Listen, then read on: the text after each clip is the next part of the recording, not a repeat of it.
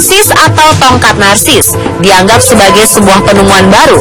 Namun siapa sangka seorang wartawan mengaku bahwa perangkat foto ini ditemukan oleh kakeknya puluhan tahun lalu.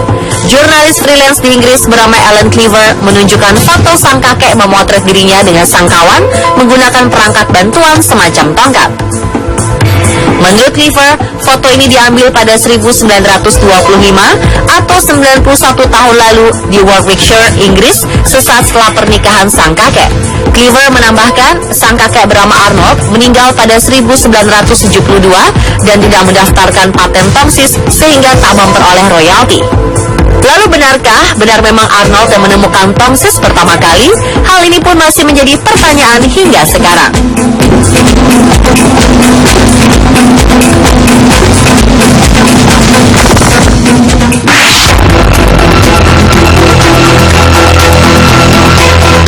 Akhir 2015, pemberitaan ramai memperbincangkan sebuah bukti sejarah ditemukannya sebuah ponsel. Bukan ponsel biasa, karena ponsel ini ternyata berusia 800 tahun. Dalam sebuah situs tothedeadmedia.com, benda ini ditemukan saat penggalian arkeologi di Fuschel am See, Salzburg, Austria. Para peneliti kemudian berusaha mencari sebuah kepingan sejarah yang hilang dengan cara ekskavasi di sebuah tempat yang diduga memiliki bukti sejarah dari bangsa Sumeria di Mesopotamia, atau sekarang berubah menjadi negara Irak.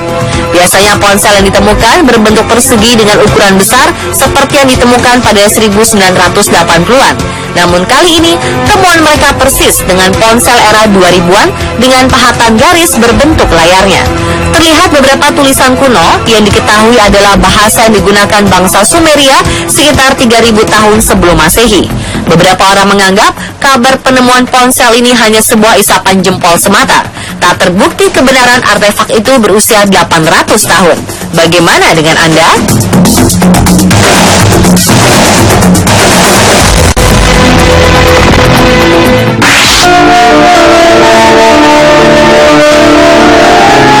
Jika kita berpikir lemari es adalah penemuan modern, kita mungkin bisa meralatnya. Karena ternyata lemari es atau ruang pendingin sudah ada sejak tahun 400 sebelum Masehi. Bangsa Sumeria kuno membuat ruang bawah tanah yang digunakan untuk menyimpan es selama musim panas. Lemari es ini bernama Yakchal ini berada di tengah gurun dan peninggalannya masih ada hingga sekarang. Mereka melapisi ruang tertutup dengan bahan isolator berupa campuran pasir, tanah liat, putih telur, lemon, rambut kambing, dan abu. Cara ini dinilai ampuh untuk mencegah panas masuk ke dalam. Sedangkan untuk mendinginkan es, mereka menggunakan menara angin yang menyambung pada bagian dalam ruangan penyimpanan. Wow, spektakuler!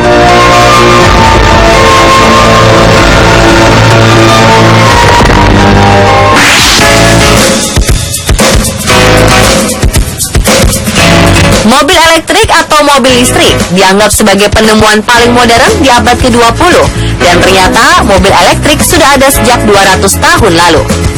Pada 1807, Nicéphore Niépce dan Claude berhasil menciptakan mobil bertenaga mesin pertama di dunia walaupun masih dalam rupa prototipe.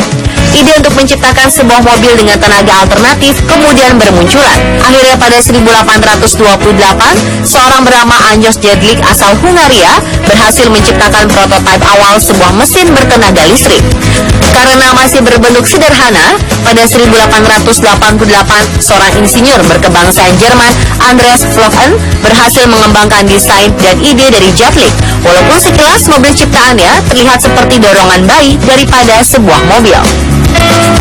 Dari tahun ke tahun, desain dan segala yang berhubungan dengan mobil bertenaga listrik terus dikembangkan dan bersaing dengan industri mobil bertenaga mesin lainnya. Hingga pada 1902, Woods Motor Vehicle Co. berhasil produksi sebuah mobil listrik yang diberi nama Viton.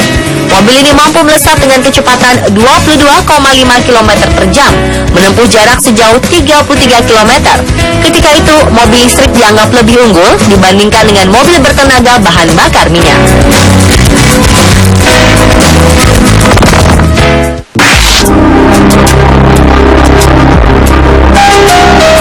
Elevator atau lift ternyata sudah ada sejak abad ke-2900 sebelum Masehi.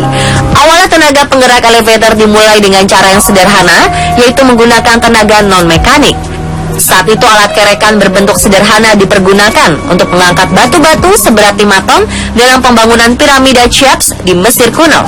Pada tahun 236 sebelum Masehi, ahli matematika Yunani Archimedes juga memperkenalkan alat pengerek untuk menaikkan air dan benda-benda berbobot ringan. Lift juga sudah umum digunakan di Colosseum untuk membawa para gladiator dari ruang bawah tanah ke arena.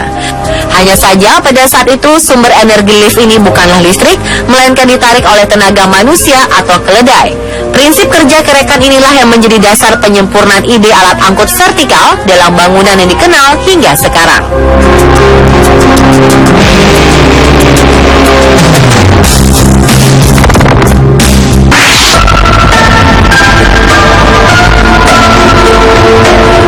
Peneliti menemukan jari kaki palsu berusia ribuan tahun lalu di pemakaman Thebe, Mesir. Menurut pengujian ilmiah, jari kaki palsu ini merupakan temuan anggota tubuh tiruan paling tua yang pernah ditemukan. Dilansir Discovery, protestik atau anggota tubuh tiruan tertua bernama jari kaki Tabeketemut ini terbuat dari kayu dan artefak kulit yang diduga dibuat antara tahun 950 hingga 710 sebelum Masehi. Benda peninggalan bersejarah ini ditemukan melekat di bagian jari kaki kanan sebuah mumi yang diidentifikasi sebagai Tabeketemut dan disimpan dalam museum Mesir. Konon, Tabeketemut merupakan putri dari seorang pendeta yang jari kakinya diamputasi akibat penyakit diabetes agar dapat berjalan normal. Jari kaki palsu tertua lainnya terbuat dari kayu yang dikenal dengan nama jari kaki Greville Chester dan disimpan dalam museum di Inggris. Jari kaki Greville Chester dibuat menggunakan bahan cartonnage, yaitu semacam campuran bubuk kertas, kain, lem, dan plester. Jari kaki ini diyakini telah ada sejak tahun 600 sebelum Masehi, lengkap dalam bentuk jari kaki bagian kanan serta sebagian dari kaki kanan.